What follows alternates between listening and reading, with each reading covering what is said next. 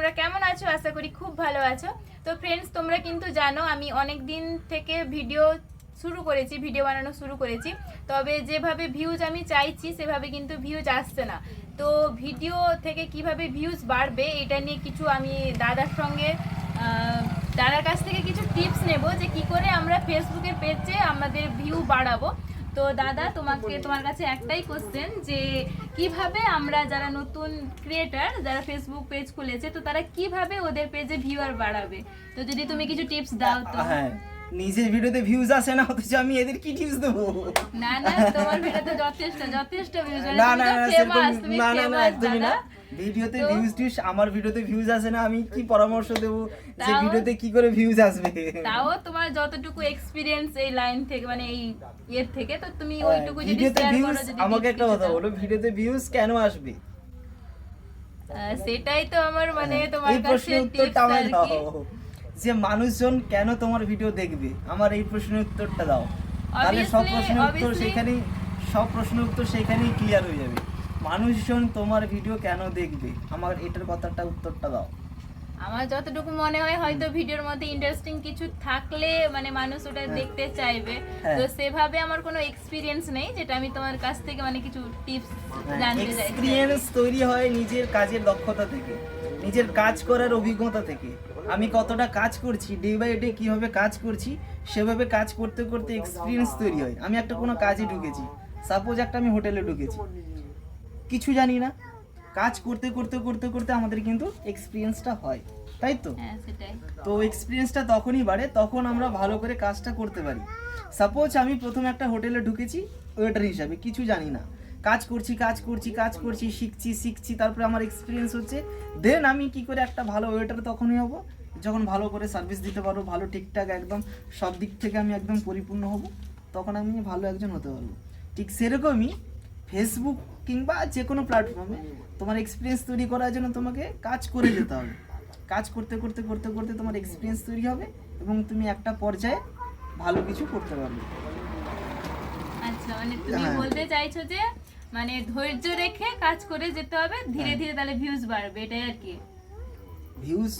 Views ধৈর্য ধরে কাজ করে গেলে ভিউজ বেড়ে যাবে না। না না, ধৈর্য ধরে কাজের মধ্যেও ইমপ্রুভমেন্ট আনতে হবে। আচ্ছা। তোমার একটা এক্সপিরিয়েন্স তৈরি হলো, এক্সপিরিয়েন্স কি, কথা বলার স্মার্টনেস তৈরি হলো, কি করে কথা বলবে, কি করে ক্যামেরা ফ্রেমে তুমি একটা ছবিকে বন্দি করবে, কি করে মানুষকে একটা ভিডিওতে আটকে রাখতে পারবে, তখনই তোমার ভিডিওতে ভিউজ আসবে।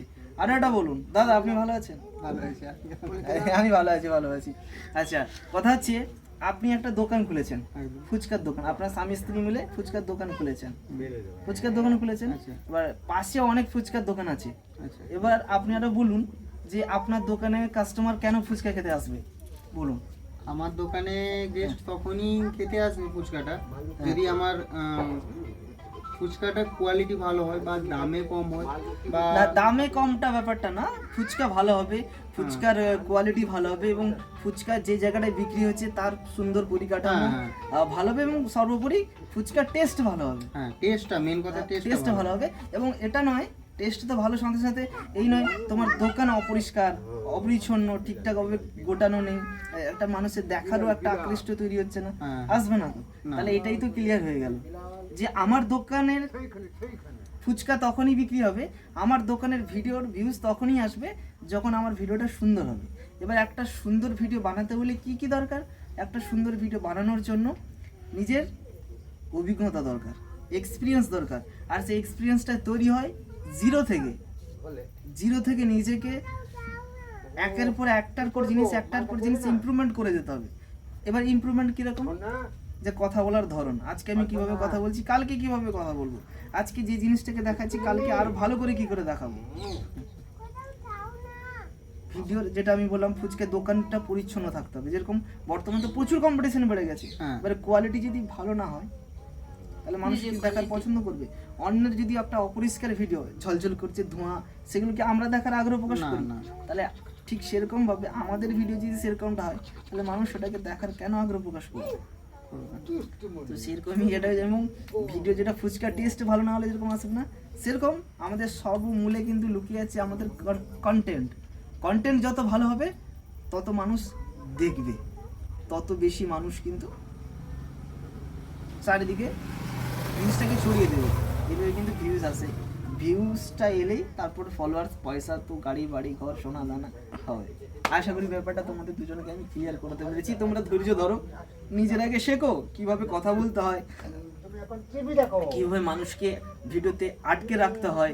এই নয় আমি একটা ভিডিও বানিয়েছি, শুরু করলাম, দেন ভিডিও শুরুতেই লোক পালিয়ে গেল, তাহলে ফেসবুক অ্যালগরিদম কি মনে করলো এই যে ভিডিও তো বেকার ভিডিও, মানুষ তো দেখছেই না, তাহলে বাকি ভিডিওর কাছে আমি কেন পৌঁছাবো? সেইটাকে মানুষকে কি করে একটা কথা বলে মানুষকে আটকে রাখতে হয়। ধরো একটা কথা বলছি, উদাহরণ দিচ্ছি, একটা জিনিস টপিক নিয়ে আমি আলোচনা করছি, ভিডিও তো লেন্দি 5 মিনিটের, যদি সেই প্রথমে আমি সেইটাকে ক্লিয়ার করে দিলাম তাহলে মানুষ দেখবে কেন? আবার একটা জিনিস ভিডিও শেষে দিকে ক্লিয়ার আছে, কিন্তু মানুষ জানে না যে ভিডিওর মধ্যে কি আছে।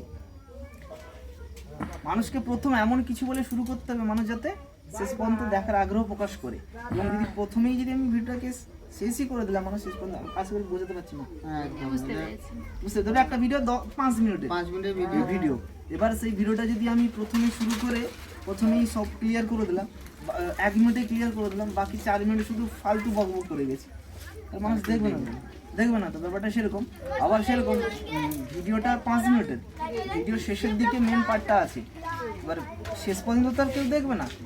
ভিডিও স্টার্টিং এমন হতে হবে মানুষ স্টার্টিংটা দেখবে এবং শেষ পর্যন্ত দেখার আগ্রহ প্রকাশ করবে। তাহলে কি হবে, ভিডিওটা মানুষ পুরোটা দেখলে দেখলে কিন্তু ভিডিওটা বেশি আরও রেকমেন্ড হবে, সে যে কোনো প্ল্যাটফর্ম হোক না কেন।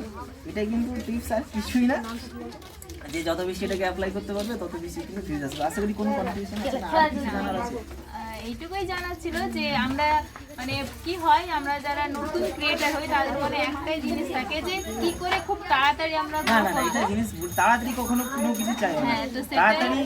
তাড়াতাড়ি উঠলে কিন্তু তাড়াতাড়ি পড়ে যাবে। এটা কিন্তু নিজেকে শক্ত করো, নিজের যে ভিতটাকে বলে না, ওই ভিতটাকে শক্ত করো, দেন কিন্তু হবে।